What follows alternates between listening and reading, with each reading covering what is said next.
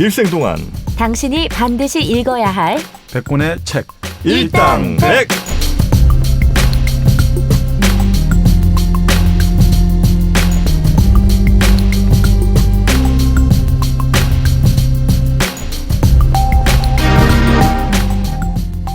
네, 일당백 2부가 시작됐습니다.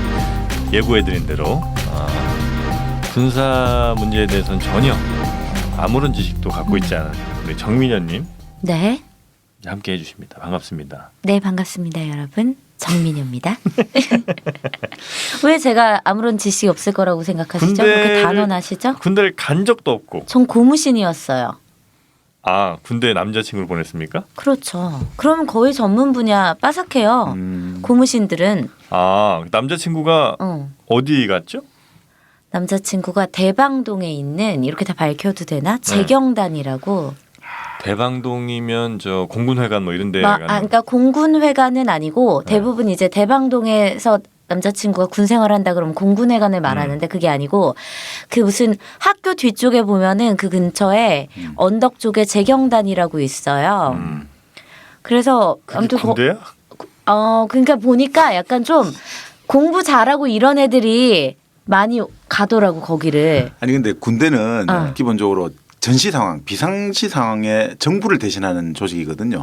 그래서 군대는 그 안에 정부하고 똑같이 다 돼 있습니다. 비상 상황에서 그 국가를 그 책임지는 거니까. 그래서 군대 내 검찰, 헌병, 군대 경찰이 있고 군대 법원이 있고. 헌병이었어요. 제 전 남친은.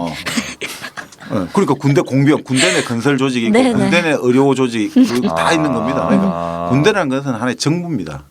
그래서 그런 것들이 그래서 하나의 작은 정부이기 때문에 작은 정부도 아니죠. 그렇기 때문에 군대를 우리는 이제 작전만 생각하는데 아니 모든 게 다 들어있다고 보시면 되죠. 네.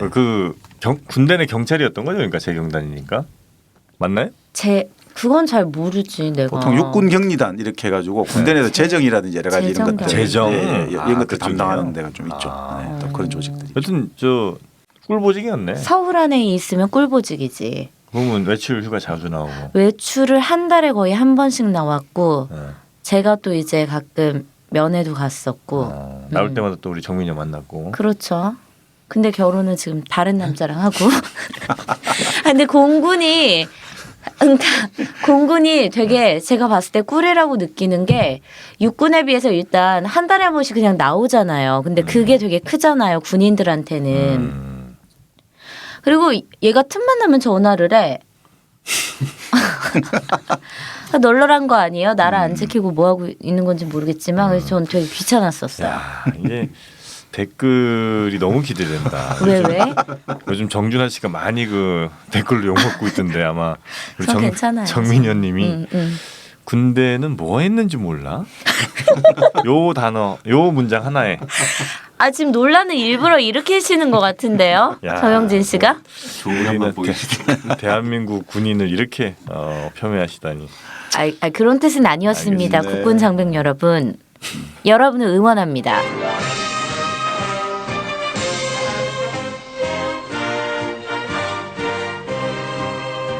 네. 그래서 하여튼 우리가 오늘 저 손자병법이라는 책을 다루고 있어요. 네. 이 책은 들어봤죠? 그럼요. 싸우는 기술. 싸움의 기술. 네, 저 아트 오브 워 나왔습니다. 싸움의 기술이지만 하지만 이 책의 가장 큰 테마, 가장 큰 모토는 싸우지 말라는 거예요. 네. 싸우지 않고 승리를 해야지 최상의 승리가 된다는 거죠. 바로 그게 무력을 쓰지 않고. 그렇죠. 그게 사실 무력 전쟁이라는 것은 한 나라의 운명이 걸려 있고 국민들의 모든 생명이 걸려 있기 때문에 이건 너무너무 막대하고 정말 운명의 어떤 시계가 아니죠. 이게 뭐 수천만 명의 지금 우리 한반도만 해도 5천만, 2,300 거의 8천만 명 그리고 일본, 중국까지 포함하면 거의 뭐 수억 명의 어떤 목숨들이 걸려 있는 거지 않습니까? 네. 그러니까 정말 이건 신중하고 정말 조심해야 되는 행위다. 불가피하게 싸우게 될 때는 이런 방법을 통해서 지지는 말아라. 뭐 이런 거가 이제 그렇죠. 그래서 손자병법에서 아까 이제 손자병법 기본적으로 싸움을 하지 말아거든요. 파이팅을 하지 말고 이미 이겨 놓고 시작을 하라는 거예요. 그러니까 클라우제비츠라는 사람의 전쟁과 똑같은데 전쟁은 정치 연장이기 때문에 이미 전쟁을 들어갈 때는 이미 성패 결정 났다는 거예요. 들어갈 때. 네. 그러니까 무슨 말이냐면 우리는 보통 전쟁하면 어떤 천재적인 장군이 나타나가지고 아주 기발한 아이디어를 가지고 네. 막 전법을 해가지고 우리 뭐 예전에 강둑에 물을 막아놨다가 그런 식이 아니고요. 이제는 그런 식의 기발한 전쟁이라든지 뭐 적은 수의 병력을 가지고 우리가 우리가 일당백 하지만 일당백으로 이겼다 이런 게 통하지 않고요. 지금의 전쟁은 나폴레옹 이후로 적보다 2배 이상의 병력과 물자를 확보할 때까지 계속해서 시간을 끌면서 내가 적을 완전히 압도하는 그 물자를 모으기까지가 바로 전쟁의 그거예요. 그래서 그걸 딱 모으는 순간 이미 승패는 결정나는 거죠. 그렇지. 그러니까 덤벼봐야 그거를 안 이제 되는 바로 그걸 하는 싸움이니까. 거죠. 그러니까 우리 예전에 영화 황산벌에 보면 네. 그런 이야기 나오지 않습니까? 신라 쪽 장군이 이미 저 금강 저쪽 백제 금강 쪽에 서정방 군대와 이런 군대가 떴을 때 이미 이 전쟁의 승패는 결정났다. 그게 그 말이거든요. 그러니까 그 이후에는 사실 의미가 없다는 거죠. 네네네. 그렇기 때문에 바로 이 손자병법에서 말하고 있는 거는 바로 그런 보급과 병참 이런 걸 이미 2,500년 전에 다 말하고 있어요. 지금 현대전을. 그게 핵심이지 어설프게 하지 마라. 그리고 바로 그렇기 때문에 이 전쟁에서 너무나 많은 돈이 들어가지 않습니까? 돈과. 그렇죠. 그렇기 때문에 이 전쟁에서 그렇게 수십 년, 수년을 모아가지고 한 게 딱 하루 만에 결정난다는 거죠. 전쟁 승패를 하루에 풀어야 되는데 자 그러면 이 전쟁을 하면 너무나 이 전쟁 물자를 모으고 돈이 많이 들지 않습니까? 사람. 그러니까 이 전쟁을 할 때 가장 경제적으로 해야 될 거 아니냐. 네. 그걸 뭘 해야 되느냐. 바로 여기서 제일 마지막 편에 용간이거든요. 용간. 용간. 예, 간첩을 활용해라는 거예요. 그게 핵심이라는 거예요. 스파이. 그렇죠. 그게 가장 중요하다. 가장 경제적이고 그게 가장 좋은 거다. 그러니까 우리가 그런 이야기 하거든요. 예전에는 뭐 점을 치고 별자리 점도 치고 뭐 무당한테 물어보고 하잖아요. 그런 거 하지 말고 사람을 활용해 가지고 객관적으로 파악을 해요. 정보를 왜곡하고 이런 게 아니라 직접 그 간첩을 활용해 가지고 우리 쪽 사람을 저쪽에 침투시켜 가지고 적정을 파악해 오기도 하고 적의 간첩을 우리 흔히 말하는 반간이라고 하는데 이중 간첩을 쓰는 거죠. 적의 간첩을 포섭해서 우리가 다시 또 활용해서 그렇게 하자. 그러니까 이 사람은 제일 좋은 간첩은 반간이라는 거예요. 이중 간첩. 네. 반대한 간첩. 그러니까 우리 쪽 간첩이 아닌데 그걸 다시 활용해 가지고 쓴다. 그러니까 이중 간첩이죠. 적의 간첩이었는데 우리가 포섭해서 다시 얘를 네. 우리 간첩으로 만들어서 네. 적에게 허위 정보를 흘린다든지 그렇죠. 아니면 적의 정보를 빼내오라. 그렇네. 이중으로. 이런 건 우리 정민여님 전문 아닙니까? 친구 이용해서. 그렇죠. 제 전문이죠. 일단 난 왜 이런 이미지로 가는 거지? 나 이미지 좀 좋게 가면 안 되나요? 그냥 가 이걸로. 그래서 남자친구 이간질도 시키고. 그래서 남자친구를 내 걸로 만들기도 하고. 뭐 이런 거에 또 우리 정민여님이 또 많이 전문이라고 들었어요. 딸 알아서 그냥 오던데 남자들이. 들었죠? 깊은 한숨 소리. 아니 그러니까 그렇게 이 덫을 다 깔아놓으신 거예요. 거미줄을 딱 지으신 거. 뭐. 그 아니 여자- 근데 싸움의 기술은 솔직히 정영진 씨가 더 전문인 게 저요? 네. 안 싸우시거든요. 네. 난안 싸우죠. 아, 그러니까 그렇죠. 그러면 손자병법에서 그렇죠. 말하는 거지. 그것도 맞아요. 그러니까 저는 이제 아내랑 싸우지 않습니다. 아내랑 싸우지 않거든요. 불만이 생길 만한 모든 것들을 미리 차단을 해버리죠. 그러니까 저게 바로 손자병법에 나오는 적을 알고 나를 알면 100번 싸워도 위태롭지 않은 거죠. 그러니까 백전백승이 아니고요. 원전에. 백전불태. 네, 백전불태죠. 100번 네. 싸워도 위태롭지가 않은 거죠. 그리고 적을 모르고 나만 알면 한 번은 싸우고 한 번은 이기고 한 번은 지게 돼 있어요.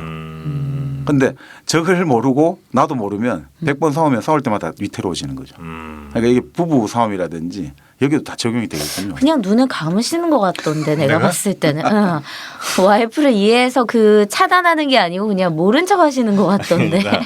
방관하시고 항상 저는 저의 전력을 최대한 그 낮은 상태로 보이게 위장을 합니다. 그래서 항상 집에 들어갈 때마다 안 그래도 건조한 눈을 더 건조하게 만들어서 눈을 아예 감고 기어 들어가는 거 아니에요 집으로? 그래서 아내가 나에게 어떤 그 불만도 호소하지 못하게 그렇게 만드는 거죠. 그런 작전들이 그게 먹혀요? 결국은 다 통한다는 거예요. 인간사 똑같습니다. 난 더 짜증 나던데 그러면 막 아프고 막 이런 왜 아픈가 저 인간은 그러니까 눈물부터 나지 않니? 아니요 저는 상황과 나도 조건에 지금 따라 힘들어 다르겠죠. 죽겠는데 상황과 지만 조건에 힘든가 난 이런 생각이 먼저 들던데. 그러니까 그런 것도 이게 잘 활용을 해야 되니까 이게 똑같은 전략을 쓰더라도 네. 지형 지물에 따라서 음. 굉장히 결과가 달라질 수 있거든요. 마찬가지로 나와 우리 아내와의 관계에서 난 최적의 전략들을 구사를 하는 거죠. 그렇기 때문에 싸움 없이 늘 어쨌든 안 싸우시더라고요, 아니요, 진짜로. 싸우질 않아요. 어, 싸우지 않고 뭐 꼭 이기고 지고를 떠나서 싸우지 않는 것만 피하를 판단을 다 하시니까 잘 그럼요. 알고 계시니까. 예. 그런 부부 싸움에서도 이렇게 그 손자병법의 원리들이 다 들어간다는 아 겁니다. 죄송해요, 제가 너무 진심으로 침을 뱉었네요 지금 방송 중에. 죄송합니다. 네. 근데 뭐 이제 이런 진짜 우리 스파이 같은 경우는 네. 뭐 크게 두 가지 종류거든요. 스파이 같은 경우가 영국이라든지 이스라엘 같은 경우는 이 스파이, 영국 같은 경우는 스파이는 귀족이 하는 거예요. 이 국가를 위한 행위이기 때문에 킹스맨. 그렇죠. 그 바로 그러죠. 네네. 영국의 킹스맨은 귀족이 하는 거예요. 이건 신사들이 하는 거고 흔히 말하는 이런 격언이 있거든요. 첩보는 네. 첩보는 성이다. 신세러티, 성이 신시하다는 거. 성실하고 그런 어떤 네, 마음에 네, 성실한 네, 네. 마음이다 이런 이야기거든요. 그러니까 그만큼 이거는 귀족들이 하기 때문에 돈을 받고 이러면 이건 모욕인 거예요. 네. 자기가 알아도 조달하는 거예요. 공작금을 스스로 만들어가지고 조달하는 거예요. 애국심으로. 네, 이건 절대로 돈을 받고 하는 거는 핫질이라고 보는 거예요, 자기들은. 그런데 이제 또 미국인 야, 오랜만에 들어본다. 핫질이. 모르지? 일본 말이에요, 핫찌리가? 핫질이? 아니, 뭐 그게 아니라 그냥- 핫바리 비슷한 말인데. 아 핫바리는 들어봤어도 핫찌리는 처음 듣는데. 네. 뭐 하여튼 이야기하다 보니까 비슷한 말이죠. 핫질이나 좀 핫바리나. 하급 하류 뭐그 좋은데 핫질이. 핫바리는 들어봤어도. 네. 그 영국에서는 그렇게 신사들이 그러니까 귀족들이 이스라엘 하고. 같은 경우는 특히나 이제 우리가 이스라엘 모사드라든지 신베트 보면 정말 이 사람들은 애국심에 똘똘 뭉쳐 있죠. 그러니까 그런 것들이고 미국 같은 경우는 그렇게 안 보거든요. 결국은 가장 유용한 정보는 의리보다는 영리가 중요하다 이거야. 돈을 줘야지 이게 더 효과적인 정보를 쓸 수 있다. 실리적으로. 상대가 네, 500쯤 네. 내가 1000쯤 된다. 네네. 예. 그러니까 뭐 이번에 뭐 누굽니까 저 말레이에서 김정남 같은 경우도 뭐 죽기 직전에 네. 뭐 미국 측 정보기관 사람하고 만나가지고 정보를 전달하고 뭐 금품을 받았다 이런 김정남이요? 이야기도 예, 나왔지 않습니까? 그러니까 그는 미국 같은 경우는 철저하게 돈을 가지고 거래를 하는 거죠, 딜을 하는 거죠. 예, 그런 식으로. 그렇게 철학들이 있군요. 예, 이게 그 나라마다. 철학의 차이가 많이 납니다. 그래서 사실은 뭐 우리가 흔히 007애가 제임스 본드 이렇게 생각하는데 네, 네. 역사상 이제 최고의 스파이는 누구냐 그러면 이 손자병법도 하지만 네. 역사상 정말 전쟁을 통해서 국운을 완전히 바꾼 스파이가 누구냐 할 때 어느 나라 쪽이겠습니까? 우리 동양 여자 요즘 마타리도 정답, 죽은 정답. 여러분이지만 그건 아니고요. 아니에요? 네. 아니에요? 제가 얼핏 듣기로는 그 일본의 누구 아니었어요? 네 맞습니다. 아, 맞아요? 진짜? 그러니까 일본에 네. 사실은 이제 그래, 소련의 일본이야. 스파이였죠. 일본에서 활동했던 리하르트 조르게. 역사상 조르게. 최고의 스파이라고 부르죠. 조르디 노래 알죠? 조르디 조르데 조르조르. 네, 하여튼 조르게. 그러니까 이 조르게라는 사람은 한마디로 말해서 네. 이제 그 독일계 러시아인이었어요. 그래서 아버지가 독일이죠. 어머니는 러시아였는데 네. 1차 세계 대전 때는 독일군으로 참전해가지고 손가락 3개를 잃고 발은 평생 동안 다리가 절개됐는데 그런 장애를 안고 2차 대전 때는 이제 어머니의 나라 러시아를 위해서 이제 간첩이 되어서 일본에 이제 신문사 특파원으로 간 거예요. 독일 신문의 특파원으로 가가지고 그 정보망을 구성해가지고 결국 어떤 이 사람이 그 역사 물꼬를 바꾼 첩보를 했냐면 결국 일본은 시베리아에서 러시아를 소련을 공격하지 않는다. 이 가장 핵심적인 정보를 러시아 이제 소련에 보냈죠. 네. 그래서 소련에서는 이 정보를 토대로 결국 시베리아에 배치됐던 소련군 30개 사단을 빼가지고 모스크바로 옮기거든요. 그래서 결국 2차 세계대전 때 독일과 소련의 전투에서 결국 독일이 패배하는데 결정적인 공헌을 한 그 첩보 활동을 한 거죠. 그러니까 2차 세계대전에 판도를 바꾼 뭐 역사적인 스파이였죠. 남편 목 좀 그만 조르게. 왜? 뭐야? 조르게 오늘 졸라야 되겠는데. 그래서 이 사람 같은 경우는 뭐 네. 워낙 여성들도 이제 워낙 연문도 그러니까 우리가 생각하기에는 아니 다리도 절고 여러 가지 장애도 그러게. 있고 여러 가지 있는데 여성들이 정말 연문을 많이 뿌렸다고 해야 됩니까? 그러니까 사실은 이분이 이제 러시아 공산당에 들어갔지 않습니까? 입당을 하고 어떻게 됐냐면 중국으로 파견이 나갔어요. 네. 중국에서 누구를 만났냐면 그 중국의 대륙의 붉은 별이라고 유명한 책을 썼던 네.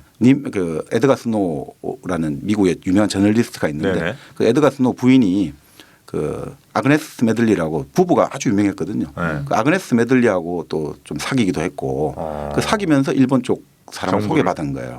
신문 기자를 소개받고. 네네. 그러니까 가서 자기는 나치를 지지하는 나치의 어떤 특파원으로 가가지고 그 일본 기자가 어떻게 됐냐면 바로 일본의 그 고노에 후미마루 수상에 보좌관으로 들어가거든요. 일본 총리 우리 치면 청와대 이제 보좌관으로 들어가는데 거기하고 포섭을 해가지고 이 정보를 계속 뽑아내는 거예요. 그래서 결국 이 사람이 2차 그다음 그또 일본 여자도 사귀고 이런 게 많았죠. 그러니까 민항계도 활용을 잘하고 그렇게 이게 꼭 이성한테 정보를 빼내기가 쉽지. 그렇죠. 동성은 잘 안 알려주니까. 침대맡에서 물어봐야지. 아 근데 왜 절정의 순간에. 정의원님 오늘 뭐 약 빨고 왔어요? 아니 왜 이래? 아니요. 약은 안 빨았습니다, 여러분. 아 근데 진짜 이 스파이 하면 희한하게 그래, 보통 다 그래. 그렇게 이성적인 매력이 무심풍겨나는 그런 그렇지. 이미지가 있단 말이에요. 그렇지. 아니 근데 우리가 이제 영화에서 워낙 이제 007 제임스 본드도 있고 그래서 좀 그런가? 킹스맨도 있고 네. 여러 가지 많은데 실제로 아까 말씀드린 대로 그 스파이는 신사가는 거지 않습니까? 그 매력이 있을 수밖에 없죠. 그리고 스파이들 같은 경우는 이제 만약 공작금이 없지 않습니까? 그러면 이제 작업 자활 이제 스스로 자주 활동을 해야 되지 않습니까? 네. 그럴 때 보통 가지는 직업이 요리사, 정원사, 이발사 뭐 이런 직업들을 그래요? 예, 그건 접근하기도 좋지 않습니까? 접근하기도 좋죠. 그렇구나. 정원사, 요리사, 이발사. 네. 그렇지. 미용실에서 얘기 많이 하고. 그렇지. 음식점에서 정보 많이 얻고. 정원에서 이거 깎으면서 안에서 들리는 얘기 이렇게 해서 네. 수집을 하고. 네. 그러니까 이 조리 같은 경우는 그냥 한마디로 말해서 이게 워낙 그 후세 이제 여성들에게도 아주 그걸 정말 뭐라고 해야 됩니까? 한번 인연을 맺은 사람은 이 매력에 빠져나지를 못하는 거예요. 그래서 조르게와 동거를 했던 일본인 애인이 있었는데 이 애인은 조르게가 44년 말에 이제 교생을 당하거든요. 네. 그 조르게를 일본에서요? 예, 그렇죠. 근데 이 조르게를 그 분이 그 이후로 자기가 죽을 때까지 50년간 계속해서 조르게 이제 기일만 되면 이제 빨간 꽃을 장미를 써가지고 그런 이야기만큼 그렇게 팬들이 많았죠. 그래요. 네. 이 내가 생각해도 스파이는 매력이 있을 것 같아요. 그럴 이게 것 같아. 사람이 바쁘니까 일단 많이 못 만나거든요. 네. 그럼 더 안 달라져. 안 달라져. 그리고 또 스파이니까 뭐 이 나라 저 나라 말도 좀 할 테고 또 여러 나라 정보들이 많으니까 또 얘기거리도 얼마나 풍성하겠어요. 그렇죠. 그러니까 아주 이제 기본적으로 사람에 대한 어떤 관찰과 사람의 심리를 장악하는 훈련을 하기 때문에 그 사람의 접근을 쉽게 하죠. 그리고 뚜렷한 목적이 있지 않습니까? 돈을 쓰든 뭘 쓰든 그 사람을 잡아야 된다 생각하면 수단과 방법을 안 가리죠. 대체로 또 이 그 스파이들한테는 자금을 많이 줘요. 왜냐하면 정보를 필요한 거 꼭 얻어야 되니까. 그렇지. 그러니까 돈도 많지. 우리 같은 경우도 뭐 이런 말 하면 뭐 신문에 난 거니까요. 국정원에서 고위 국정원 여자들이 그럼 예뻐요?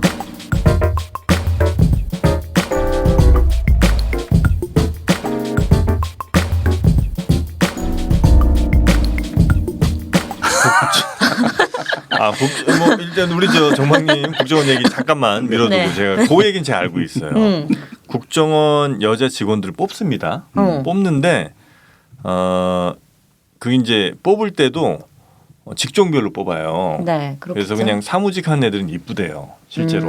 또 이쁜 애들이 많이 지원을 하고 또 월급도 많이 주니까. 근데 이제 누군가를 따라다니는 미행해야 되고 뭐 이런 일을 가진 애들은 평범한. 그러니까 방금 봤는데도 얼굴 기억 안 날 정도로 평범한 그런 애들을 뽑는 데입니다. 네. 국정원 직원한테 직접 들었잖아. 만난 적 있어요? 그럼요. 그분은 사무직이었어요, 아니면 뭐였어요? 그분은 사무직이었지. 사무직은 아니. 꼬셨구나. 아니 여자 만난 게 아니라 남자 직원한테 들은 거예요.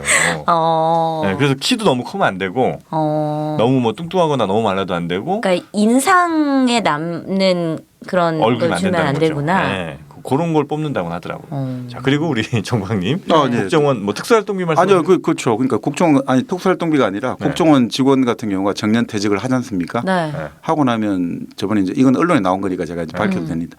연금을 3가지 이상 받아요. 일반 공무원 연금을 받고 연구 연금을 받고 연구연금? 예, 일정한 직급 이상으로 퇴직을 하면 네. 그 연구연금을 한 7, 8년간 한 10년간 주게 돼 있고요. 또 양지에 국정원 직원 이제 일종의 양지. 사후에죠. 예. 거기 또 연금이 나와요. 그러니까 연금을 3가지 받죠. 그래요. 그래서 이제 왜냐하면 정보원 출신이 퇴직을 했는데 돈 문제가 생기지 않습니까? 아 그럼 어디다가 그럼 반드시 정보를 사기- 판다. 그렇지. 그러니까 반드시 사고가 터지게 돼 있어요. 그래서 이제 돈에 대해서 모자라지 않게. 모자란 게 그 미국도 그렇고 그런 특징인데 돈 문제가 생기면 반드시 큰 사건이 터지거든요. 그래서 이제 그런 취지에서 이제 그렇게 관리를 해준다고 하죠. 공채가 있어요. 근데 국정원 직원을 뽑는 게 있죠. 공채로 뽑죠. 아, 네네. 그냥 이렇게 뽑는 게 그러니까 아니고. 본래 이제 어느 나라든지 미국도 마찬가지인데 미국도 1991년 2년 때 경제가 되게 안 좋아가지고 네. 취직이 안 되지 않습니까? 그러니까 당시에도 미국의 명문대학 출신들이 우리가 CIA 말하는 G맨, 말하는 그 거버먼트맨 이쪽 CIA나 이쪽에 시험치를 많이 갔죠. 그래서 그러니까 네 그렇습니다. 그 누구야 그 래퍼 그 친구도 CIA 들어갈 뻔했잖아요. 래퍼 누구야? 그 누구야? 아 어디에 나왔던 타블로. 래퍼요? 아 타블로. 아, 그래요? 타블로에게 진실을 요구합니다. 타진요였어요? 아, 네. 타진요에 최욱이 타진요했어. 아 진짜 아 맞아 우기 오빠가 자기 타진요라고 얘기했었어. 네. 아 그러니까 고급 인력들이 하긴 근데 거기 많이 가긴 하죠. 근데 대체로 이제 대우들이 좋고 하다 보니까 그렇죠. 네. 그러니까 이게 사실 지금 이제 조르제 이야기도 했지만 조르게 이야기도 했지만 네. 이렇게 이제 사회주의권 출신 중에 그 간첩 스파이가 많아요. 아주 좀 위대하다는 말까지 붙일 만큼의 그 사회주의권에서요? 네네. 그러니까 이런 조르게 같은 사람도 그렇고. 네. 그래요? 그래서 근데 조르게 같은 경우는 나중에는 말년에 이게 스트레스가 무지 받는 행위지 않습니까? 언제 그렇죠. 어떻게 발각이 되고 폭로가 될지 모르니까 나중에는 폭언을 많이 했다고 하더라고요. 이 스트레스를 달래야 되니까. 근데 마찬가지로 정말 이스라엘의 전설적인 첩보원이 또 하나 있거든요. 옐리 코헨이라고. 네? 이 사람도 막판에는 정말 스트레스를 너무 많이 받아가지고 그렇게 쾌활하고 유쾌했는데 나중에 살이 속속 빠지고 결국 이제 발각이 났죠. 그 옐리 코헨 같은 경우는 이 이스라엘 같은 경우인데 이 사람은 얼마나 스파이를 잘했냐면 네. 이스라엘의 적국이 시리아지 않습니까? 네. 시리아 국방 차관까지 갔어요. 진짜. 아니 스파인데 국방 네, 차관 현직 국방 차관일 때 이게 꼬리가 잡혔거든요. 그러니까 당시 시리아가 난리가 난 거죠. 이게 지금 말이 되냐. 대단한 사람이네. 어떻게 하냐면 이집트에 태어났는데 네. 그 이집트계 유태인이에요. 네. 그러니까 이집트에 태어난 유태인인데 그렇게 해서 이제 시리아 쪽으로 이제 침투를 했죠. 침투를 했는데 이 사람이 이제 그때 말 그대로 이 사람도 공작금을 자기 조달을 잘하는 사람이에요. 사업을 하면서 비행기 조종도 할 줄 알고 이러니까 시리아 군부 바트당에도 들어가고 하면서 시리아 군 장교들한테 돈을 많이 주는 거예요. 장교들 입장에서 좋잖아요. 그러면서 이 능력을 자꾸 보여주니까 계속해서 출세를 하는 거예요. 그래서 그 와중에 그 골란 고원의 요새가 아주 완전히 철통 요새거든요. 그 사진 찍어가지고 다 이스라엘에 주고. 그리고 뭐 여러 가지 이런 본래 시리아에서 그 이스라엘의 강이 있지 않습니까? 사해에 흘러가는 그 강을 상류를 막아 틀려고 했거든요. 얘들 물로 완전히 이제 물 부족 이렇게 해가지고 못 살게 하려고. 근데 그것도 미리 사전에 해가지고 이스라엘 애들이 공격을 해가지고 그 작전을 하게 만들고 어마어마한 공헌을 세웠죠. 이스라엘 입장에서 네, 제3차 그러니까 이스라엘 아랍 전쟁에서 이스라엘이 이기는데 결정적인 공헌한 거죠. 골란 고원에서 이 사람이 그 미리 사전에 요새 사진을 다 제공하는 바람에. 아 그래요. 네. 그런데 결국 이 사람이 뭐 나중에 그 65년에 결국 이제 발각이 돼가지고 그러니까 이스라엘도 난리가 난 거죠. 이 좀 우리가 원하는 돈 다 줄 거 당신들 스파이 우리 몇십 명을 보내줄 테니까 보내달라. 아 교환하자. 예. 근데 시리아에서 절대 안 되고 이제 당시 미국도 나서거든요. 미국, 영국이 다 났어요. 이 사람을 살려야 된다 해가지고 사우디아라비아에도 압력을 넣고 하는데 시리아 사람들이 그 되겠습니까? 그러니까 그렇죠. 결국 근데 나중에 뭐 이제 좀 이야기가 시리아 대중들이 보는 앞에서 공개 처형을 했다는데 교수형을. 근데 이 사람이 마지막 했던 말이 그렇지 않습니까? 마지막 소원이 있다. 네. 내 조국 이스라엘 방향으로 내 목을 매달아 달라고 그렇게 그랬다는 멋지다. 거죠. 그래서 지금도 옐리 코헨 같은 경우는 이스라엘에서는 뭐 영웅으로 거의 떠받들고 국가적인 있죠. 네. 영웅이네. 근데 옐리 코헨도 어마어마한 스트레스를 많이 받은 거죠. 우리 그 밀정이란 영화 보면 밀정 그렇죠. 거기도 이제 밀정들이 나오잖아요. 네. 그래서 일본의 앞잡이처럼 하다가도 황옥경부 그렇죠. 그랬죠. 독립운동을 네. 또 이렇게 뒤에서 지원하기도 하고. 근데 그런 스파이들이 결국은 하여튼 진짜 일당백의 효과를 볼 수 있다. 예, 그러니까 근데 이제 아까 말씀대로 그 역사에 이름이 묻혀지는 걸 각오를 해야 되는 거죠. 그러니까 조르게 같은 경우도 네. 소련을 위해서 그런 활동을 했는데 당시 소련 정부는 인정을 안 하는 거죠. 우리는 그런 사람 모르고 그러니까 우리가 흔히 말하는 미션 임파서블과 똑같습니다. 그렇죠. 당신이 잡히고 이러면 우리하고 전혀 관계도 없고 우리는 너 혼자 알아서 다 죽어야 된다. 그러니까 조르게 같은 경우도 복권이 안 됐어요. 근데 복권이 된 게 얼마 안 됩니다. 몇 년 안 된 걸로 알고 있거든요. 물론 50년대 후반에 후르츠초프가 그 사정을 알고 복권 조치를 해주려고 했다는 이야기도 있는데 공식적으로 된 거는 얼마 안 된 걸로 알고 있습니다. 그래요. 네. 그러니까 참 이 조르게가 정말 역사를 바꾸고 조국을 정말 전쟁에 참여해서 진짜 패전을 갈 수 있는 거를 건져낸 건데 역사는 안 남았죠.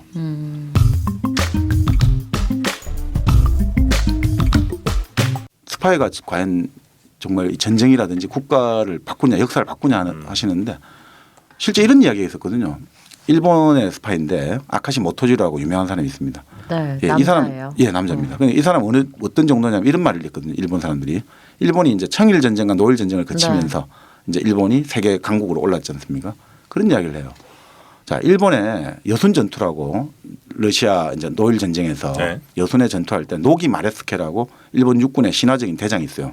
뭐 전쟁은 되게 못하고 무능한 사람인데 인물이 좋아가지고 상징적인 존재가 됐는데 그 일본 사람들이 여순 전투에서 노기 대장이 없어도 일본군은 이길 수 있었을 것이다. 네. 그리고 스시마 해전이 있거든요. 네. 러시아의 발틱 함대를 동해 그 우리 대마도 쪽에서 네네네. 격파한 이제 일본이 격파했죠. 그걸 이끈 사람이 도고 헤이아치로 제독이거든요. 도고 장군이 도고 제독이 없어도 일본은 이길 수 있었을 것이다. 그런데 그런 이야기를 하거든요. 아카시 모토지로가 없었다면 우리는 전쟁에서 러시아의 전쟁을 이기지 못했을 것이다. 그래서 이또 히로부미 같은 사람이 아카시 모토지로를 전쟁 끝나고 나서 너가 쉽게 사단의 역할을 했다 이런 이야기를 하거든요. 그러니까 아니 그럼 도대체 뭐 어떤 걸 해서 이렇게 쉽게 사단 역할을 했냐니까 이 사람한테 공작금을 얼마 정도 주냐면 이제 전쟁 나기 2년 전 1년 전에 네. 당시 일본 예산 세입 예산의 0.4%를 줘요. 한 개인에게. 0.4%. 예, 그럼 우리로 치면 요즘 만약에 1000조 500조잖아요. 우리 예산이 요즘 한 400조쯤 되지 않습니까? 그럼 뭐 얼마입니까? 한 2조 뭐 몇 조를 주는 거죠. 1.6조, 1조 예. 6천억 정도를 주는 거예요. 한 개인이 주고 영성도 필요 없는 거죠. 그냥 쓰면 되는 겁니다. 그렇네. 그냥 뭐 때문에 뭘 쓰냐니까 러시아와의 전쟁을 앞두고 룸사롱? 아니죠. 러시아 혁명 가라오케? 세력들. 가라오케는 뭐냐? 일본 노래방. 일본 노래방. 아니, 이거는 이제 1900 일본 노래방 가라오케. 1900년 20세기 초반이니까 그때 노래방은 없고 그 러시아의 반정부 세력들. 룸사롱 그럼 낫냐? 뭐 술집은 못 드립이 했겠죠. 왜 그래요? 룸사롱 가야 돼요. 요정으로 합시다. 뭐 요정 정도 그렇겠죠. 요정. 그러니까 당시 러시아가 이제 지배하고 있었던 폴란드, 핀란드 이런 데를 그 독립운동 세력들이 있지 않습니까? 이 사람들 만나는 거예요. 돈을 주는 거예요. 혁명을 일으키고 내란을 일으켜라. 그 러시아 힘을 빼는 거예요. 자꾸 공작을 일본 애들 그런 공작을 하는 거예요. 힘을 빼라고. 그리고 레닌까지 만났다는 거예요. 오. 그 정도로 레닌을 만나서 이번 전쟁에서 당신들이 져야지 당신들이 혁명할 수 있다. 러시아 재정을 타도하고 당신들이 혁명 정부를 일으킬 수 있다. 그 레닌도 동의를 했다고 하죠. 그래서 심지어 뭐 막신 고리키도 만나고 플레아노프 진짜? 당시 유럽의 모든 혁명가를 다 만났다고 하죠. 그리고 이 사람들 입장에서는 동양에서 온 너무나 친절한 혁명 후원자인 거죠. 뭐 속셈은 알고 있지만 어떻든 돈도 많고. 돈을 주지 않습니까? 그래서 나중에는 어느 정도 주냐면 그 러시아 국내로 뭘 반입을 해줘야 되지 않습니까? 네. 이게 러시아나 이쪽으로. 배를 아예 하나 사요. 그 총하고 탄약을 실어 나르려고. 총을 16,000정. 탄약을 한 몇백만 발 사가지고 이동을 못하니까 배를 하나 아예 사가지고 배에다가 실어가지고 혁명군한테 주고 이렇게. 와. 근데 일본의 스파이가 많네. 일본이 그래서 그 전통에서 그러니까 이 사람이 뭘 했냐면 우리가 이제 한일 강제 병탄이 됐지 않습니까? 네. 초대 경무총감으로 오는 거예요. 그래서 그 헌병 사람이요? 사령관이 되는 거예요. 진짜? 예. 그래서 이 실력을 가지고 쫙 이 세팅을 하는 거죠. 이제 이 일본 우리 이제 한국을 이제 한민족을 다스릴 정보 정치와 딱 이게 공안 흔히 말하는 그때 이 실을 뿌린 거죠, 이 사람이. 진짜 그 양반이야말로 음지에서 일하다가 양주위까지 올라왔네요. 네. 그러니까 이 사람은 생긴 거는 사람들 보면 완전 촐로 그 자체였죠. 세수도 안 하고 거의 뭐 이렇게 부시시하고 많이 그냥 그 자체예요. 그리고 이 사람 같은 경우도 완전히 뭐 옷도 군인은 군복이 그런 것도 별 신경을 안 쓰고 어느 정도냐면 이제 전쟁을 하고 나서 이제 부를 거 아닙니까? 일본 당시 뭐 육군의 네. 최고 이제 원수 중에 하나가 야마가타 아리토모라고 일본 육군 원수가 있어요. 최고 높은 사람이죠. 딱 보는데 이제 가서 이야기를 해야 될 거 아닙니까? 한 3시간 이야기를 하는데 정부하는 사람들이 혼자 미치는 거예요. 취해가지고 자기가 이야기한 거 이야기하다가 3시간 동안 이야기하다가 소변은 그냥 자기가 앉은 자리에서 소변을 누는 거예요. 바지에. 그냥 자기 이야기하면서 가기가 싫고 해서 그냥 누는데 야마가타 아리토모라는 일본 원수가 우리 치면 뭐 거의 뭐 이게 국무총리급인데 네. 딱 앉아 있는데 이 하얀 그 융털로 된 신발 같은 게 있잖아요. 실내화 같은 걸 네. 신고 있었는데 이 사람 상대편 아카시 소변에서 나온 노란 소변이 자꾸 이게 스며들어 가지고 그 하얀 융털 신발이 새노랗게 변했다. 그런 이야기가 있죠. 그러니까 이 본래 최고의 스파이들이 약간 편집증적인 게 좀 있거든요. 한 군데 꽂혀가지고 거기만 집중을 해가지고 그 정보의 신 이런 사람들이 있죠. 그러니까 특히나 이제 일본의 영국 영향을 좀 받으니까 일본이나 영국이나 이스라엘 같은 경우는 정보라든지 스파이가 뭔가 신적인 걸로 생각해요. 완전히 한 개인기로 생각하거든요. 근데 미국은 철저하게 분업화되어 있는 거거든요. 절대 그렇게 생각 안 해요. 하나씩 딱딱딱딱. 그렇기 때문에 왜 그러냐면 그런 정보의 신이 있다 칩시다. 그러면 상대국에서 그 사람만 죽이면 되는 거 아니에요. 그렇지. 한 명만 네. 죽이면 끝나버리니까. 그리고 그 사람이 아프다 이러면 안 되잖아요. 네, 네, 네. 근데 미국은 철저하게 탁탁해 있고 보험 네. 들어놓는 거구나. 그리고 왜냐하면 그 사람이 만약에 상대 적국의 포섭이 되면 끝장나잖아요. 그래서 미국은 어떻게 하냐면 딱 칸막이를 치는 거죠. 그러면 사고가 터져도 피해가 거기서 딱 끝나니까. 끊어지죠. 그 사람은 그 사람 부분만 알고 그렇죠. 그 총 모으는 사람도 따로 있고 뭐 이런 식으로 가는 거군요. 네, 계속해서 그러니까 미국은 기본적으로 그 기능화된 조직화된 이걸로 가는 거고 좀 이 다른 쪽은 이제 정보에 신해가지고 탁 그런 거 있잖아요. 하나만 보면 이거와 이걸 추리해가지고 지금 무슨 일이 터진다. 그러니까 최근에 왜 그러니까 이런 일화들도 있거든요. 뭐 이건 좀 그 하나의 추론인데 사람들이 그 지난달에 미국의 괌에서 네. 비암비가 떴을 때 네. 여러 가지 이제 특수 부대를 태울 수 있는 수송기도 같이 뜨고 네네. F-15가 바로 일본 기지에서 뜨고 여러 가지 말들이 많았지 않습니까? 네. 그리고 애초에 알려진 거는 그냥 공해상 갔는 줄 알았더니 38도상을 통과해가지고 공격까지 그러니까 원산 이쪽까지 갔다. 그러니까 그 이후에 한국 정부가 통보를 받았다고 했는데 다음날 급하게 한국에서는 그게 NS 그 국가안전보장회의가 열리고 난리 났지 않습니까? 네네. 그거를 또 정부하시는 분들은 다르게 해석하더라고요. 어떻게 해요? 그러니까 그거 자체가 그 지점에 갔던 게 그 지점 근처에 북한의 최고 지도자가 그 근처에 그날 와 있었다. 그래서 경고 메시지를 보내기 위해서 떴다. 이런 이야기까지 그러니까 추론을 그렇게 하더라 이거죠. 그러니까 이 정보나 이쪽에 하는 양반들은 한쪽에 꽂혀버리면 이게 막 서로 섞어버리 가지고 그러니까 뭐 상상은 자유니까 그렇게 추론하는 사람들도 있죠. 그런데 공교롭게도 그 이후로 북한이 미사일이나 이 도발을 안 하고 있거든요. 그러니까 뭐 또 그렇게 따져 보니까 그럴 수도 있겠구나 이런 생각도 들고 그런 이야기하는 분들도 있죠. 근데 그 원산 쪽에 뭐 폭격이 심하게 한번 했었습니까 옛날에? 왜냐하면 원산이 기본적으로 군대에서 원산 폭격하잖아요. 예전에 우리가 저기 제압받을 때. 일제 강점기 때 네. 일본 제국주의가 원산하고 저쪽이 뭡니까 한경도 쪽이 강원도 한경도 쪽에 군사 시설을 많이 갖다 놨죠. 그리고 예전에 미군이 폭격을 한 거예요 거기를. 그러니까 제가 그때 정확하게 그것까지 모르겠는데 네. 근데 이런 건 있었습니다. 그 예전에 다큐멘터리를 한번 보니까 네. 원산 쪽에서 일본이 원자폭탄 실험을 계속했다는 그런 나옵니다. 개발 2차 대전 막바지에. 네. 아 그래요. 네, 원산 쪽에 이제 북한 쪽에 지금도 그렇지만 황해도 쪽 이쪽에 우라늄이 많이 나오지 않습니까? 네, 네. 지금도 나오죠. 그리고 원산 쪽에 이제 전기, 전력이라든지 이런 게 풍부하고 이래가지고 그걸 가지고 해서 계속 실험을 했다 그런 이야기가 돌죠. 실제로는 뭐 1940년에 나온 당시 일본 만주군 관동군 참모도 하고 했던 그 이시하라 간지 같은 경우는 그 책에 1940년에 이미 그런 그 글을 써요. 앞으로 원자 분열을 이용한 초대형 폭탄을 만들 수 있다고 본다. 이미 그 사람이 5년 전에도 그런 이야기를 해요. 일본의 최고 지휘 참모 중에 하나가 그런 식의 어떤 가능성을 하거든요. 그러니까 폭탄은 지네가 맞을 줄 몰랐구나. 그렇지. 그렇죠. 그렇지. 네.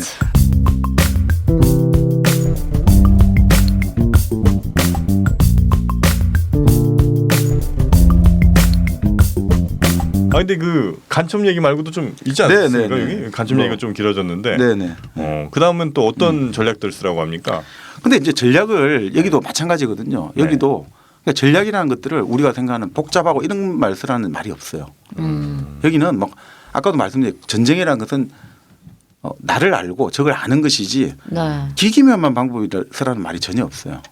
아주 상식적으로 출발합니다. 대충 내용들이 뭐예요? 그러니까 예를 들면 뭐 이렇게 우리가 흔히 생각할 때는 뭐 하라 뭐 이런 것들 있잖아요. 무슨 36개를 해라 뭐 이런 거죠. 미인계를 써라 뭐 이런 거 있잖아요. 미인계요. 미인계는 아니고. 그러니까 아까 제가 말씀드린 대로 제일 먼저 일장이 개편이라 해가지고 네. 나와 적을 해야 하는 거. 전쟁이란 그렇죠. 게 뭔고. 계산을 해야 되고. 계산을. 두 번째가 작전이죠. 전쟁의 본질 작전이니까. 네. 작전이죠. 그러니까 작전은 뭐냐면 여기서 핵심이 그래요. 전쟁은 무조건 빨리 끝내야 된다 이거죠. 무조건 빨리 끝내야 된다 이거죠. 야, 그건 현대전이랑 맞네. 맞기도 하고 예전에 이게 바로 애민 사상에 나온 거죠. 전쟁이 길어지면 길어질수록 국민들 가장 백성들만 고통받는 힘든 거는 거니까. 민중들이라는 거죠. 그렇지. 그러니까 이 사람들 같은 경우도 무조건 전쟁은 빨리 끝내야 된다. 그게 상책이다. 네. 그게 이제 그렇게 하는 거죠. 그리고 이제 3장이 모공편인 거죠. 아까 말씀드린 싸우지 않고 꾀를 내서 이겨야 된다 이거죠. 나중에 제일 마지막 장에 이제 용간하고 똑같은데 네. 결국은 두뇌를 가지고 싸움을 해야지 손발로 싸움하지 마라. 창으로 이런 말이거든요. 네. 그러니까 바로 그런 것들이 네. 모공이 있고 그러니까 싸우지 않고 이기는 것이 최선이다 이거죠. 네. 그리고 이제 4장은 바로 군형편이라 해가지고 군형? 네. 형태를 만드는 거. 군대를 이제 조직화해내는 거죠. 네. 그러니까 뭔가 조직화가 되고 아까 네, 말씀드린 네. 대로 현대전에서 병력과 물자를 충분히 갖추어 가지고 태세를 만들어내는 거죠.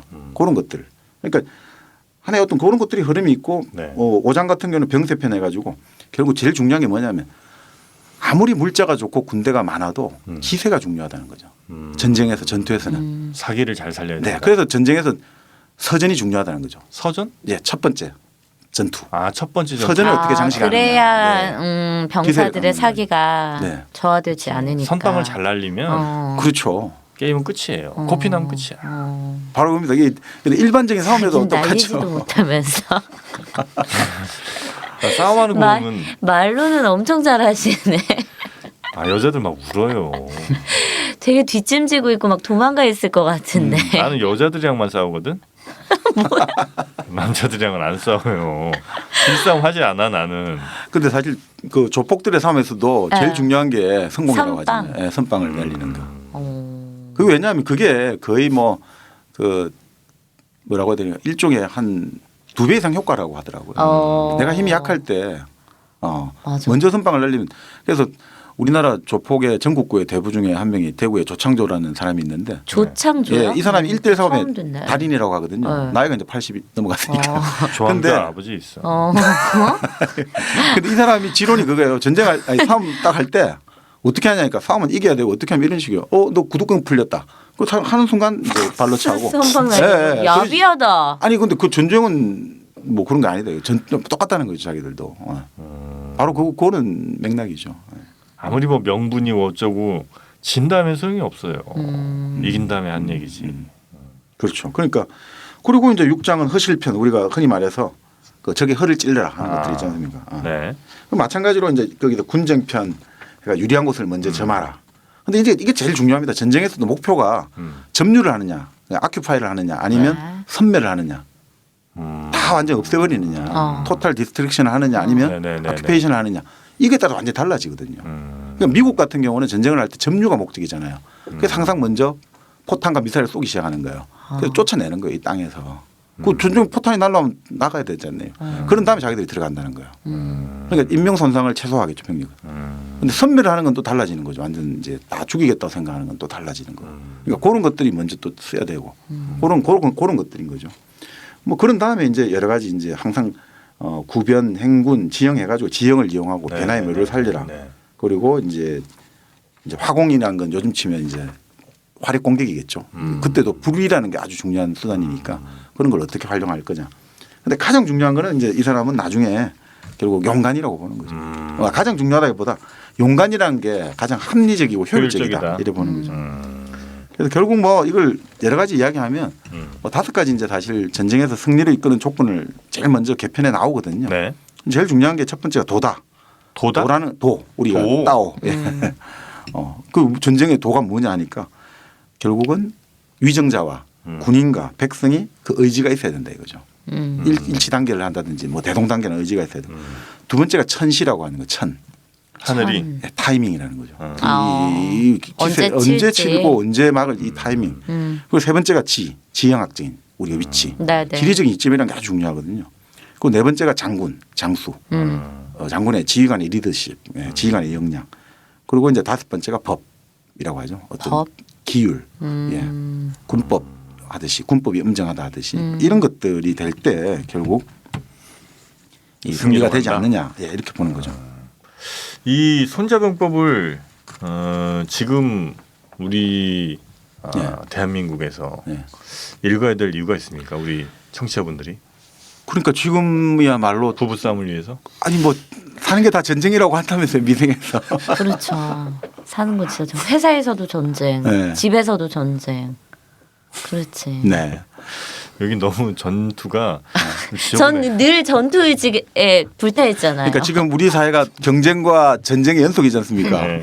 그러니까 그럴 때 사람들이 이제 처세술의 네. 요체를 그 뭐 전쟁에서 이길 수 있는 책을 달라고 하잖아요. 그러면 그 이길 수 있는 책이 손자병법인데 그 손자병법의 핵심 메시지는 뭐냐? 네. 전쟁을 하지 말아라고 하는 거거든요. 이게 참 역설적이라는 거죠. 그래서 제가 바로 그 손자병법에서 나온 말은 아니고 나중에 책에 나온 이야기지만 우리가 그런 이야기 하지 않습니까? 전쟁에서 승패는 병가지 상사다. 아, 그런 이야기 늘 나오죠. 있는 일이다. 예. 승패는 우리가 밥을 먹듯이 아니 오늘은 이 밥 먹고 내일은 저 밥 먹듯이 오늘 이길 수 있고 내일 질 수 있다 이거죠. 근데 그거를 한 번 이기고 한 번 졌다고 너무 까불고 너무 낙담하고 그럴 필요가 없다는 거죠. 저번 놈이 이길 수 있다. 이거는 핵심은 여기도 져야지 알 수 있는 거고. 그리고 거기서 제일 핵심은 이 사람은 말하고 있는 게 아는 것이 가장 중요하다는 거예요. 이 전쟁이라든지 모든 것을 이기려면. 근데 아는 것은 뭐냐. 사람을 통해서 그 사람과의 대화라든지 그 사람 아까 용관이란 말이고 정확하게 왜곡되지 않고 정확하게 네가 잘 들으라 이거죠. 그래서 그걸 해야지 뭐 점쟁이한테 물어보고 뭐 예를 들어 가지고 그런 거 있지 않습니까? 뭐 별자리에 물어보고 조상에게 기도하고 이런 식으로 해가지고 전쟁을 해가 이긴다는 걸 기대한다는 거는 말이 안 된다 이거죠. 뭘 알아야 된다. 그래서 그런 이야기를 하거든요. 아까 말씀드린 대로 최고의 스파이는 뭐냐. 최고의 스파이는 화가가 돼야 된다 하거든요. 화가? 예. 풍경화를 그대로 묘사하는 그러니까 묘사력이 아주 뛰어나야 된다. 사생력, 스케치 능력이 뛰어나야 된다. 왜곡하지 말아야 이거죠. 그 정확하게 그대로 데드 카피를 할 수 있을 만큼 객관적인 받아주는 눈을 거죠. 가져야 예. 되는 자기 어떤 거구나. 예 그걸 주관적인 어떤 네. 기대나 편견을 사견을 가지고 넣으면 어떤 안 정보를 되고. 하지 말고 사진을 찍듯이 그림을 딱 찍어내듯이 그런 사람이 최고의 스파이 능력을 갖고 있다 이거죠. 그냥 네 남친 어디 클럽에서 봤다 이 얘기만 하면 되는 건데 그렇죠. 굳이 거기다가 지 상상력을 더해갖고 어디 들어갔대더라. 여자친구 여자 누구 만나는 것 같아 이런 거 붙이지 말라는 거죠. 그렇죠. 네. 정확하게 본대로만. 많이 당하셨나 봐요. 저요? 어. 여자들의 상상력이란 너무 무섭습니다. 아니 근데 그 여자의 촉이 진짜 무시할 수 없는 게 전 그래서 되게 많이 잡아내요. 그 촉이 맞아. 진짜로 맞아. 그 조심해야 돼 여자의 촉을. 아 그래? 와이프 너무 방심하지 말아요. 우리 와이프 자주 만나지 마요.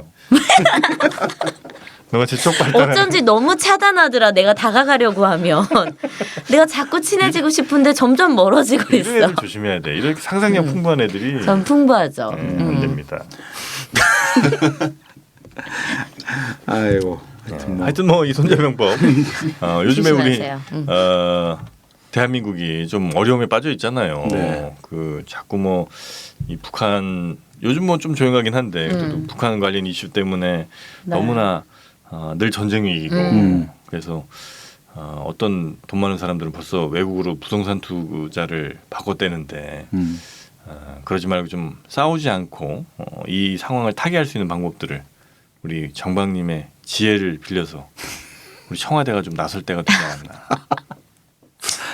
아니 청와대가 이걸 하는 게 아니고요. 이제 결국은 이 집단 지성에 조직화된 깨어 있는 지성으로 모여 있을 때 이게 가장 잘 발휘가 되는 거겠죠. 그러니까 예를 들어서 뭐 전쟁의 위기가 고조된다 할 때 우리가 작년에 하듯이 뭐 사람들이 집단적으로 모여가지고 한 몇백만 명이 광화문 광장에 모여갖고 반전을 외치고 할 때 그게 되고 태폭탄을 누가 쏘고 어떻게 전쟁을 일으키겠습니까? 그래도 일으켜요 북한은. 북한 말이 안 통하잖아요. 아니 뭐 이제 약간 자유한국당 느낌. 아 그래 나 입당할까 자유한국당에 당원으로. 근데 뭐 결국은 이게 우리가 이제 그 베트남 전쟁을 겪고 나서 저번에 네. 한번 말씀드렸는데 이 베트남과 미군이 만나가지고 이런 여러 가지 이야기를 하다가 가장 내린 결론 당시 베트남 맥나마라 국방장관 내린 결론이 결국 대화를 하지 않으면 우리가 알 수가 없다는 거죠. 이 사람이 뭘 생각하고 뭘 두려워하는지. 근데 사실은 지금 자유한국당이 좋아하는 레이건 대통령, 미국 레이건 대통령, 소련을 악의 제국을 붕괴시켰다 이러는데 레이건 같은 경우도 그랬다고 하는 거예요. 처음엔 자기도 소련이라는 지도부가 되게 뭐 정말 악의 제국, 악마들의 소굴인 줄 알았는데 말도 안 통하고. 예, 정확한 정세 분석과 보고서를 이제 1차적인 생생한 이제 소련의 지도자들의 생각이 담긴 대화와 보고서를 보고 나서 네. 바뀌었다는 거예요. 마음이. 이 사람들도 이렇게 우리를 무서워하고 두려워하고 있구나. 우리는 쟤들이 뿔 달린 악마인 줄 알았더니 얘들도 이렇게 우리를 두려워하고 있구나. 그러면 서로 두려워하고 있는 상태에서 서로를 제대로 못 보구나. 그러면 우리가 한번 진지하게 우리가 뭘 두려워하고 뭘 같이 할 수 있는지 이야기를 해보자. 그러면서 결국은 20세기 냉전 체제를 해체한 거거든요. 그러니까 결국 우리가 생각하는 레이건의 힘의 뭐 논리로 소련이 무너진 게 아니라 바로 레이건이 그런 대화로. 군축과 이런 회담을 통해서 결국 소련이 무너지게 된 거거든요. 그러니까 우리가 무너지기 위해서 뭐 북한을 하자는 게 아니라 그러니까 한반도의 평화를 위해서 대화를 하는 게 필요하지 않나 이런 생각이 드네요. 역시 평화주의자. 우리 정민님도 이제 북한을 좀 알기 위해서 우리 민족끼리 같은 사이트 접속해봐요. 그게 뭐야? 무슨 사이트야? 우리 민족끼리? 어. 그 북한에서 운영하는 어. 대남 홍보 사이트 있어요. 아 진짜? 아 난 그런 건 관심 없어요. 그거 접속되나 우리? 안 되죠? 아니 근데 그거 지금 이제 예를 들어 영진 씨가 네. 지금은 괜찮은데 네. 그 정권이 바뀌었단 말이죠. 그걸 우리 민족끼리 사이트에 접속해보라 하면 국가보안법 7조에 따라서 천장 고무 동조 기타의 방법으로 북을 이렇게 했다 해가지고 현재로서도 여전히 위법 사유가 되죠. 위험사항이 좀 있군요. 참 전 그럼 그냥 국정원에 취직할래요. 연금 받게 나중에. 그래 우리 저 정민현님 네. 꼭 국정원에 취직해서 네. 미행 감시 활동 잘하시기 바랍니다. 네, 네. 옛날에 저 무슨 롯데 아 호텔 미행 말고 나 사무직으로 한다니까. 아, 사무직으로? 난 미녀니까. 응. 아 그래도 기본적으로 훈련은 다 받아야 받아야 돼. 됩니다. 알겠습니다. 네. 그래서 저 롯데 호텔의 그 쪽팔린 사건 같은 거 롯데 호텔 맞죠 거기? 네. 네. 인도네시아 당시 네네. 그런 사건 일으키지 말고 잘 한번 네네. 전 세계 남자들을 또 다 만나시길 알겠습니다. 제가 기원하겠습니다. 자 그럼 12번째 일당백 선정된 책은 손자병법이었고요. 다음 시간에 또 재밌는 책 갖고 찾아뵙도록 하겠습니다. 지금까지 함께해 주신 분은요. 우리 정민현님 네 감사합니다 정민영. 그리고 정박입니다. 네. 감사합니다. 그리고 또 함께 앉아주셨죠? 마르는 돈 같습니다. 그리고 저 정프로였습니다. 저희 다음 시간에 더 재밌는 책 갖고 찾아뵙도록 하겠습니다. 고맙습니다. 감사합니다. 감사합니다.